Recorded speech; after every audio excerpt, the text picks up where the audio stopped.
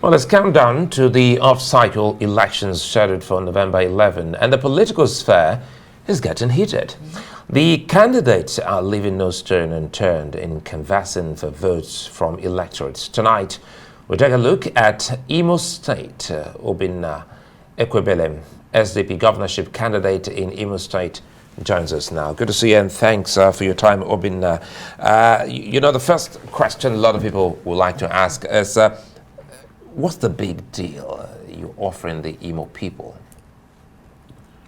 Okay, thank you very much for having me. I'm coming on board with different processes that will accelerate economic growth in Imo State. I'm on the part of the youth, and I know the problems of Imo State from all angles. I stay in Imo State, I schooled in Imo State, lived in Imo State, married in Imo State. I've stayed in Imo State for over 20 years, so I know the terrain in Imo State. So I'm coming on board to turn around processes that will result in accelerated growth.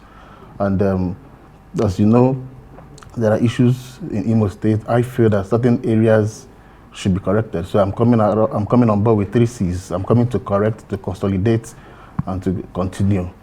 Imo State in recent times. Continue what? To continue on the developmental strides which I'm bringing on board. So I said I'm coming on board to correct the anomalies. That's why I'm running. I found in the present government, and I will consolidate on it and continue. And government is continuing. Okay, because before I allow him to come in, I wanted to find out, because if you want to continue, it will mean that you want to continue the good work that the incumbent is doing already. After I've corrected, I said I'm coming to correct, consolidate, and continue. So I'll be correcting certain areas. For instance, in the area of security, it has been discussed severally by different governorship aspirants, candidates coming on board to talk about security. Imo State has been having serious political security issues in the past, but I'm coming on board to arrest it. There have not been a clear-cut direction about the insecurity problem in Imo State. People have said it has political undertone. People have said it doesn't have political undertone. There are different conflicting issues on Imo State, but I'm coming out to dig out every classified information and make sure we restore peace and stability in Imo State. All right.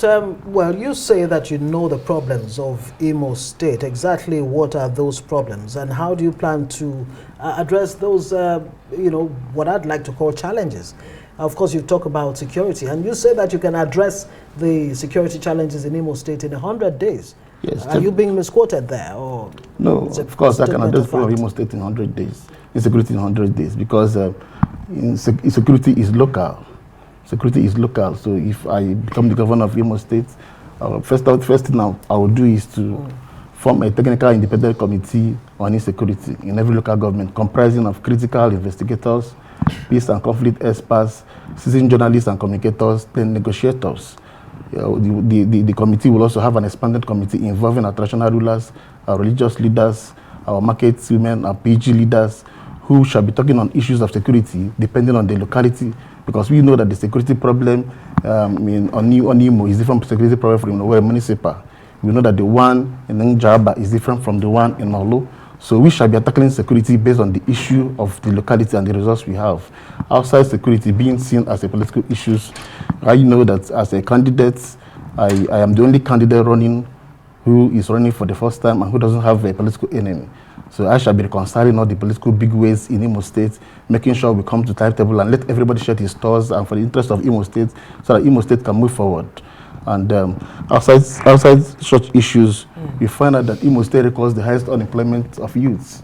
So I shall be working strictly on those areas to bring agriculture and industrialization in the state that will create at least 200,000 jobs on the part of the youths. The good thing here is that you don't have enemies, political enemies, which is good, and quite an exciting one. But we understand that the incumbent has not allowed you or others free will to campaign. Do you have your billboard in Imo State? No, there is no billboard. The incumbent has said that every candidate will pay 54 million to hang the billboard, and upon paying that, you also have to get approval after providing sites and all that.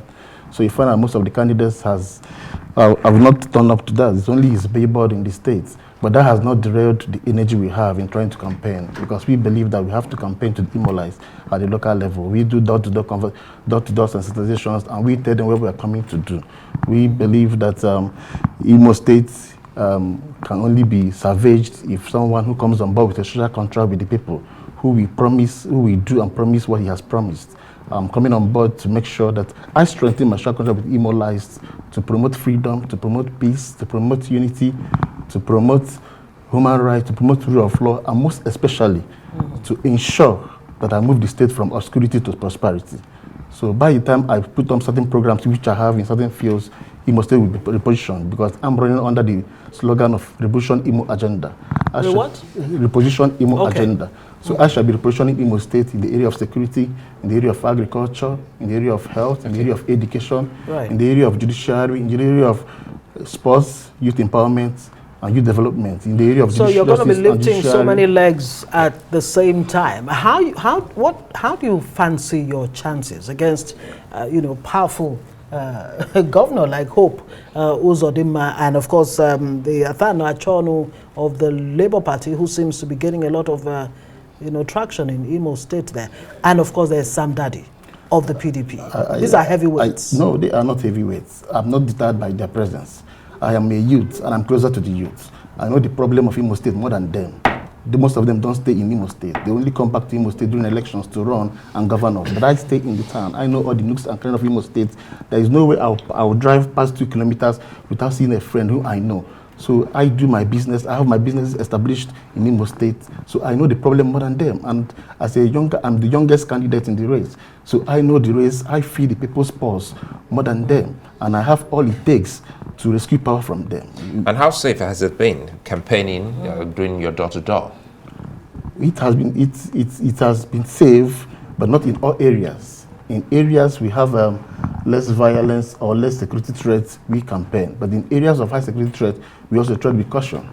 But that has not deterred, because the people at the grassroots, the people at the rural, must get the news message of making sure they vote with, and the right candidate comes in power. Because if we look at the security problem, we may not proceed as much as we should. And if we thereby making the people at the rural not to see the capacity we have in trying to position the state. So that has not affected us so far, because you cannot come to run if you don't have courage. It takes a man with courage to come and contest for governorship position of Imo State. What exactly do you have for the youth? Because you've talked about that, and you've even mentioned the fact that you're a youth yourself. If you don't mind, how old are you right now?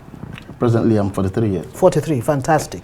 I mean, what exactly do you have for the youth? You've asked them to, join you and support you in this project.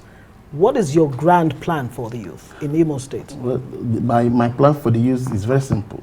You find out that I have noticed that the youth suffer the problems in Imo State. When you talk about insecurity, it affects the youth more. When you talk about all the social vices, it affects the youth more. So I'm coming to bring on board processes that will help the youth recover from chats. What are those processes? I mean, it sounds vague. What are the processes? Now, first thing I will do upon usurping of power, I'm going to create what I call youth hub in the 3 senatorial zones of the state. And I will make sure I have a desk officer in every local government of the state. I'm going to take a data collection of all the youths in Imo State. When I mean data collection, I'm going to know all the youths, the graduates and non-graduates. And the graduates who are employed, we should know. The graduates who are not employed, we should know, and also put them in what I call Imo State labor market baskets. And the ones that are not employed, we fall into our incubation policy. And our incubation policy comprises of me establishing, signing a bill into law, establishing Imo State Integrated Youth Development Agency, which will handle the incubation policy. The incubation policy is all about having